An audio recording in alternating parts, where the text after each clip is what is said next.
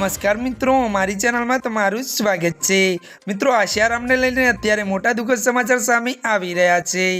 જ્યાં મિત્રો જણાવી દી કે યૌન બળાત્કારના કેસમાં સજા કાપી રહેલા આશારામને આજે સુપ્રીમ કોર્ટ તરફથી ઝાટકો લાગ્યો છે। યૌન બળાત્કારના કેસમાં સજા કાપી રહેલા આશારામ બાપુને આજે સુપ્રીમ કોર્ટ તરફથી ઝાટકો લાગ્યો છે। સૌચ્ચ અદાલત આશારામ બાપુની તબિયતના આધારે બળાત્કાર કેસમાં સજાને સ્થગિત કરવાની અરજી પર વિચાર કરવાનો ઇનકાર કરી દીધો છે। જો કે મિત્રો વધુ જણાવી દી કે સુપ્રીમ કોર્ટ આશારામને પોલીસ કસ્ટડીમાં મહારાષ્ટ્રની હોસ્પિટલમાં સારવાર માટે રાજસ્થાનના હાઈકોર્ટનો સંપર્ક કરવાની સલાહ આપી છે।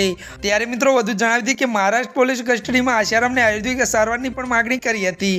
જો કે મિત્રો તમને જણાવી દઈએ કે જેના પર કોર્ટે તેને રાજસ્થાન હાઈકોર્ટમાં જવા કહ્યું હતું। તો મિત્રો વધુ તમને એ પણ જણાવી દઈએ કે આ પહેલી વાર નથી જ્યારે આશારામને સુપ્રીમ કોર્ટમાંથી રાહત ન મળી હોય। આ પહેલાં પણ તેમને સુપ્રીમ કોર્ટમાંથી આંચકો લાગ્યો હતો। જ્યાં મિત્રો અત્યારની મોટી ખબર મળી રહી છે। ત્યારે મિત્રો આજના માટે આટલું જ। અમારી ચેનલમાં નવા હોય તો ચેનલને મિત્રો લાઇક, શેર અને સબસ્ક્રાઇબ કરી